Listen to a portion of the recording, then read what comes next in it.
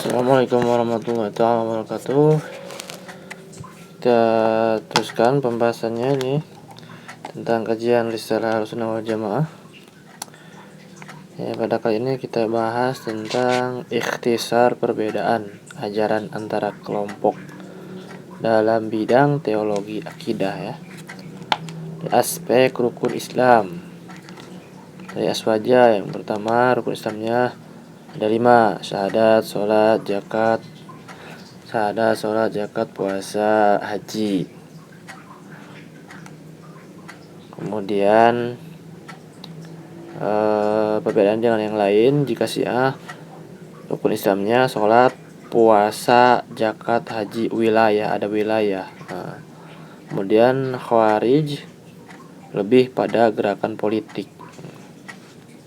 Kemudian rukun iman menurut Ahlussunnah wal Jamaah aswaja, iman kepada Allah, para malaikat kitab-kitab Allah, kemudian para rasul Allah, hari akhir, dan qada. Kemudian menurut orang-orang Syiah rukun imannya tauhid, nubuwah, imamah, al-adl, kemudian al-ma'ad. Kemudian Khawarij lebih dari gerakan politik. Kemudian keberadaan Al-Quran menurut aswaja meyakini bahwa Al-Quran tetap orisinil. Kemudian menurut kelompok Syiah meyakini bahwa Al-Quran tidak orisinil dan sudah diubah oleh para sahabat, dikurangi dan ditambah. Kemudian Khawarij meyakini kholaq Al-Quran, penciptaan Al-Quran, karena itu Al-Quran tidak suci. Kemudian surga dan neraka menurut aswaja, surga diperuntukkan bagi orang-orang yang taat kepada Allah dan Rasul-Nya, neraka diperuntukkan bagi orang-orang yang tidak taat kepada Allah dan Rasul-Nya. Kemudian menurut kelompok Syiah, surga diperuntukkan bagi orang-orang yang cinta kepada Imam Ali, neraka diperuntukkan bagi orang-orang yang memusuhi Imam Ali. Kemudian menurut Khawarij, setiap orang dari umat Nabi Muhammad SAW yang telah melakukan dosa dikategorikan sebagai orang kafir dan ia akan kekal di dalam neraka.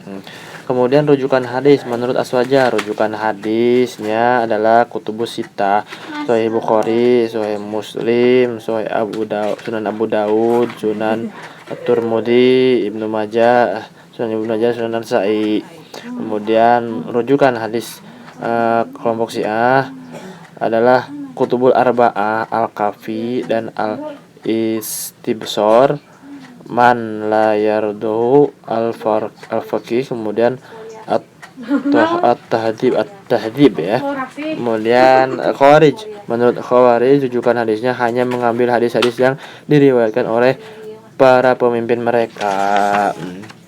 Kemudian dalam bidang hukumnya fikih aspek masadir tasyri menurut aswaja Al-Quran dan Sunnah Nabi sebagian menambah al-ijma, konsensus ulama, dan al-qiyas, analogi hukum. Menurut Syiah masadir tasyri Al-Quran dan Sunnah, kemudian sima pendengaran dari Rasulullah, kemudian kitab Ali disebutkan al-jami, kemudian al-isyarah al-ilahiyah, isyarakat ilahiyah. Kemudian menurut Khawarij masadir tasyri'nya meyakini hukum hanya milik Allah, la hukma ilallah, itu menurut Khawarij, karena itu menghukumi sesuatu dengan selain hukum Allah menurut mereka adalah kufur. Kemudian dari segi aspek ijtihad menurut aswaja potensi ijtihad terbuka dalam ranah yang belum dijelaskan oleh nas dan Al-Quran dan Sunnah. Kemudian ijtihad menurut potensi ijtihad terbuka dalam ranah selain imamah. Kemudian menurut Khawarij potensi ijtihad terbuka, namun kesalahan dalam ijtihad dapat menjadi seorang kafir. Hamasah dan hanya berpegang teguh pada zahir lafaz atau teks dalil. Kemudian rujukan fikih menurut Aswaja mengambil fikih dari imam madhab 4 yaitu Abu Hanifah, Malik, Syafi'i, dan Ahmad bin Hanbal. Kemudian orang Syiah rujukan fikihnya mengambil fikih dari para imam Syiah. Kemudian Khawarij rujukan fikihnya terutama sekte ibadiyah ya, memiliki ulama dan kitab-kitab fikih yang diambil dari para imam mereka.